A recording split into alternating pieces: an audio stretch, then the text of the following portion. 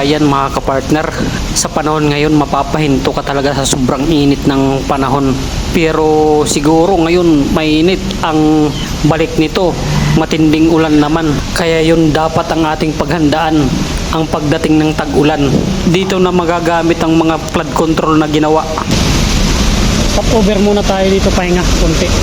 Sa sobrang init ng panahon ngayon, nung nakakita tayo ng fountain, parang gusto ko nang maligo dyan.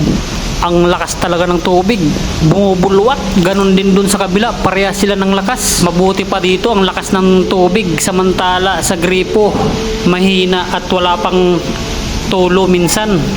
Maganda yung may ganito, yung bulwak niya, yung sirit ng tubig pataas, nagbibigay ng preskong hangin din. Parang evaporator lang.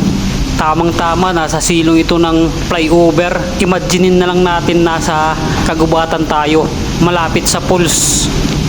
Yan mga kapartner, maraming salamat sa inyo. Hanggang sa muli.